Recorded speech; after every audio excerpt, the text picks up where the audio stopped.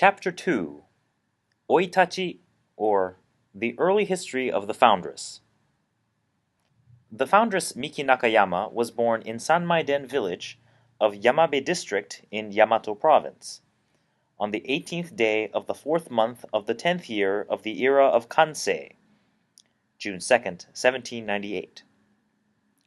Her father, Hanshichi Maegawa, named Masanobu, was invested with the rank of Musokunin, or samurai without a fief, by the feudal lord, and was privileged to wear a sword as well as to bear a family name.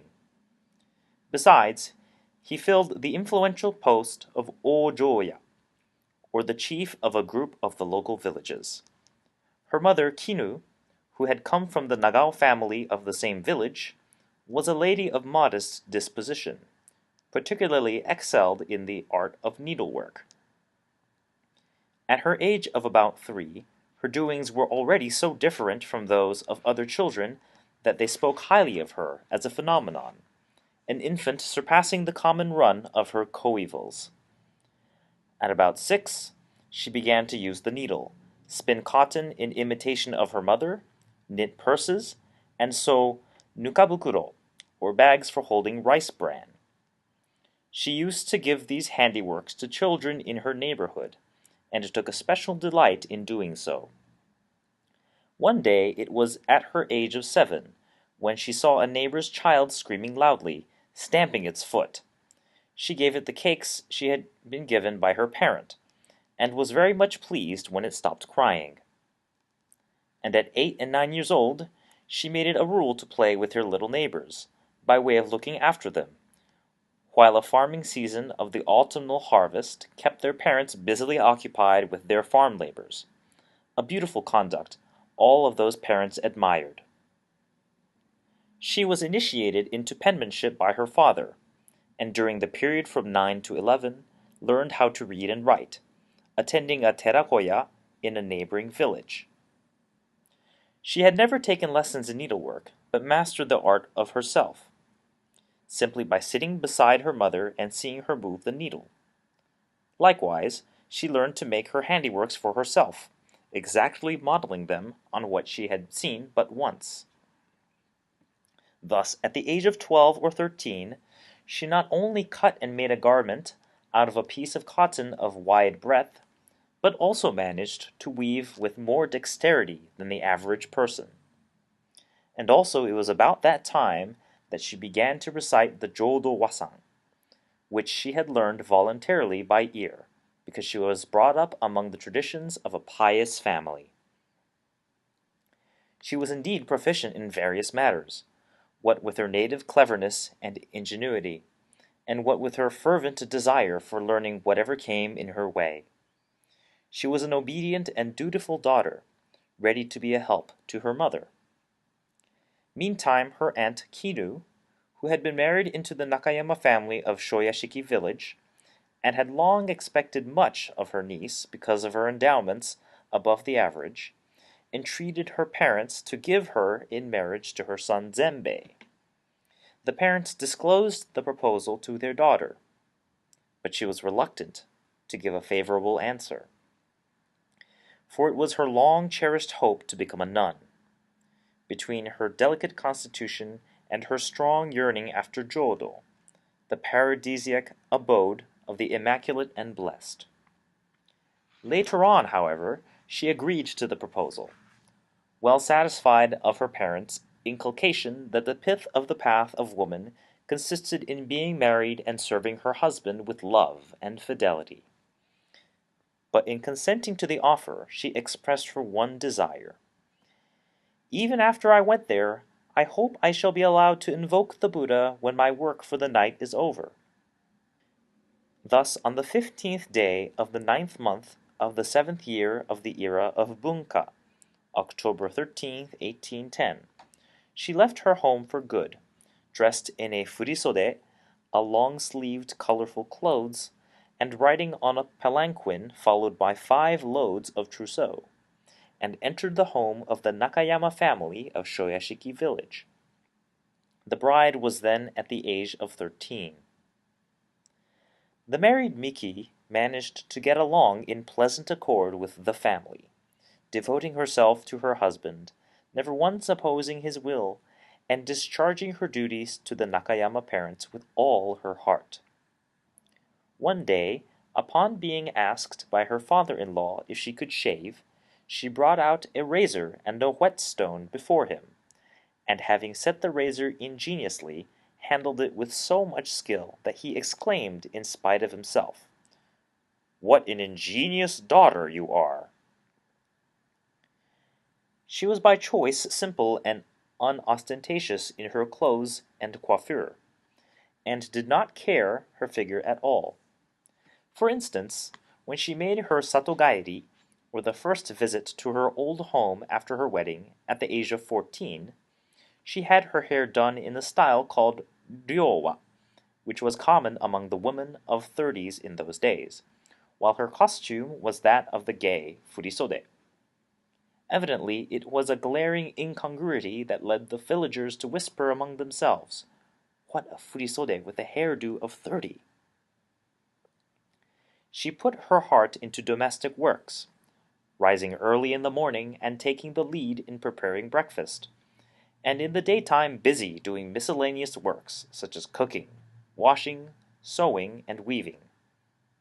As for outdoor labor, when the farming seasons came round, she did participate in almost all sorts of field labors, setting out young rice plants, weeding the paddy fields, reaping the rice plants, sowing and reaping barley corns. Early in life, I was not so healthy, but there was hardly any farm labor I did not do, the only exceptions being the breaking up of waste fields and the digging of irrigative ditches. But in every other work, I worked twice as much as others. As she said in after years, she did all the works except those two heavy labors, which pass for men's labors. In those days, people in the village and neighborhood grew a lot of cotton plants, and when the season of pulling them out came round, she worked at it, likewise, twice as much as others, and woman though she was, pulled out 2 tons and a half a day, while the average person was said to pull out 2 tons a day in the case of a man, and 1 ton and a half in the case of a woman. As to her work at the weaving loom, she could not only freely interweave the kasuri, a fabric of splashed pattern, with the most complicated pattern of her own designing, but often execute it within a day, when it took the average person full 2 days' labor. As regards her relation with others, she not only devoted great care to the friendship with the relatives, acquaintances, and neighbors, but also treated her servants with deep consideration. She spoke always kindly to them, and strove to leave nothing undone in their behalf. On days, for instance, when the whole house rested from labor, she liked to send them out picnicking, providing them with the lunches she had made herself for them. Her parents, impressed by her conducts like these, entrusted the management of all household matters to her, when she was 16 years old. But even while she was so busy, bending herself not only to the management of household matters, but also to the work of farming, which was the family occupation, she did not omit to attend sermons and visit temples once in a while, since she found the supreme happiness of life in these pious acts. Thus, in the spring of the 13th year of the era of Bunka, she was initiated into Goju Soden, the mystery of the Jodo sect, at the Zenpukuji temple of Magata village. Thus she was a perfect match in every point, but was late in having a child, and that was the one thing that weighed upon her people's minds. About that time a maidservant called Kano, taking advantage of her being in favor with her master Zenbei, daily grew in presumption, guilty of many willful behaviors, until at last she poisoned her bowl of soup, that she might step into her place by doing away with her. Miki took it, knowing nothing of it, and was in violent pain before long. The family were greatly surprised and straightway nursed her, doing the best they could, at the same time trying to find out the cause of her sudden illness. But the pity of it! When they found out that it was attributable to the intrigue of their own housemaid, they were simply astounded and angered at so impossible a brutal act of their servant. But she said, under her labored respiration, "This is nothing but the cleansing of my stomach by God and Buddha." At this the family were pacified, for the words were the words of self-reproach and forgiveness. The maidservant awoke for the first time from her dream of delusion, deeply touched by her generous heart, expressed her profound regret for what she had done, repenting truly from the bottom of her heart, and in due course retired from her master's house, leaving their service of her own accord. On the 11th day of the 6th month of the 3rd year of the era of Bunsei, July 20th, 1820, Zenyemon, her father-in-law, went the way of all flesh at the age of 62. In the winter of the same year, Miki became pregnant, and on the 24th day of the 7th month of the following year, at 24, gave birth to the first child, a boy. The newborn child, who went through many sufferings with the foundress for so many years in the future, was first named Zenyemon, and later renamed Shuji. Zenbei's delight was beyond comparison, since for the first time in many years of his married life he was blessed with a child, and moreover an heir male. Bright joy permeated the whole house, and days of gladness even greater than that of his new marriage continued for some time. Miki, it must be added in this connection, put forth all her energies in discharging her filial duties, even while she was pregnant with Shuji. She carried her old mother-in-law on her back, and visited people in the neighborhood as well as in her own premises, not minding her own body being heavy with child. On the 8th day of the 4th month of the 8th year of the era of Bunsei, May 25th, 1825, and on the 9th day of the 9th month of the 10th year of the same era, October 29th, 1827, she gave birth to the eldest daughter Omasa, and the second daughter Oyasu respectively, while on the 8th day of the 4th month of the 11th year of the same era, May 21st, 1828, her mother-in-law passed away. Zenbei, for whom these children were the apples of his eye, doted upon them so uncommonly that, when he became aware in the fields that he had left home forgetting to cover the well, he hastened back to put the lid on it, lest his youngsters should fall in. He was also of a highly considerate disposition. For example, on a summer day, when he took a round to inspect the condition of water in his rice fields, and by chance found a mole's hole in the raised path of another man's fields, he at once proceeded to fill it up to stop the leak of precious water, and often worked so intently at it that he was quite forgetful of night falling. Miki, as we have seen, bent herself to the work of farming from dawn to dusk, as well as to the management of household affairs.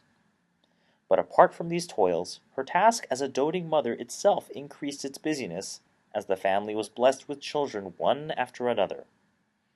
She sat at the weaving loom all day long, the while carrying her suckling on her back, and by night sat at needlework till late, with the baby in her bosom. Her love for her own kinsfolk extended to that for other people in general, as shall be seen in the following episodes. On one occasion, when her servants were raising a hubbub, crying that they should bring an accusation against a thief, who had been caught in carrying rice out of a granary he had broken into, Miki, who awoke by chance, appeared on the scene, and after having pacified them, accosted the thief in a considerate manner. "You must have done it under the pressure of poverty. If so, your intimate feelings must needs be pitied." So saying, she forgave him, and gave him the rice also. Another time, when a farm hand, whom the family had hired in an autumnal harvest, proved to be exceedingly lazy in spite of his robust body, and was left in the cold because he shirked his duty while the others were busily at it. Miki, so far from forsaking him, persistently strove to guide him right. For instance, she made it a rule to accost him in an affectionate fashion when a day's work was over. "Thank you for your exertions." At first, the man presumed on her indulgence and remained as idle as ever. But as days passed by, he came to notice that he had no excuse for being so idle, and began to work seriously and enthusiastically, till at last he became an uncommon hard worker. Another time, it was towards the end of an autumn, when a beggaress with a begrimed suckling on her back stood at her gate and begged for alms. Miki at once warmed up rice gruel and gave her old clothes along with it. But after a moment she said, "I have made a gift to the parent, but to the child I have given nothing. How hungry it must be!" So saying, she took the child in her arms to give it her breast to suck. She had a good flow of milk each time she bore a child, so she used to give it to children who needed it. Once, at the age of about 31, she kindly nursed a neighbor's child, taking it over to her own home, for she could not bear to see the neighbor hardly able to foster it for want of milk, and that after they had lost all their 5 children. But in the meantime the charge was unexpectedly attacked with the smallpox, which, notwithstanding her wholehearted nursing, developed into the black smallpox on the 10th day of the attack of the disease. The physician gave him up, pronouncing it was a hopeless case. But Miki could not, thinking to herself, "Were I to let him pass away now, while I am in charge of him, all my efforts made hitherto would come to naught on the instant." So thinking, she started on 100 days' barefooted visits to the Ujigami, or the tutelary god of the village, and there daily made earnest supplications to 8 myriads of gods, looking up to heaven. "Maybe this is an unreasonable petition, but be graciously pleased to save my charge, who is now critically ill with the smallpox. If you will kindly hear my prayer, I shall offer you in recompense my 2 daughters' lives as vicarious sacrifices, retaining only my one son with me. But should you find even these sacrifices inadequate, I would fain give my own life upon the expiration of this term of my prayer." Did this wholehearted prayer reach the heart of heaven? The child daily got better till he was all right before long. But later, in the first year of Tempo, her second daughter Oyasu passed away to be received by him at the age of 4, while on the night of the 21st day of the 9th month of the second year of the same era, October 26, 1831, the third daughter Oharu was born, to be followed by the fourth daughter Otsune, who came into the world on the 7th day of the 11th month of the 4th year of the same era. But Otsune was received by him in the 6th year of the same era at the age of 3, while on the 15th day of the 12th month of the 8th year of the same era, the fifth daughter, Kokan, was born.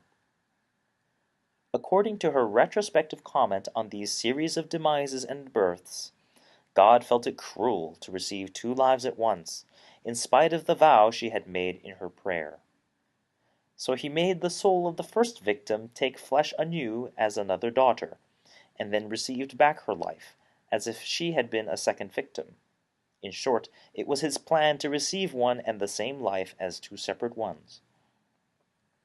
Ever afterwards she remained as deep as ever in her mercy, and as far-reaching as ever in her charity, giving liberally to the poor such things as homespun cotton cloth and cleaned rice.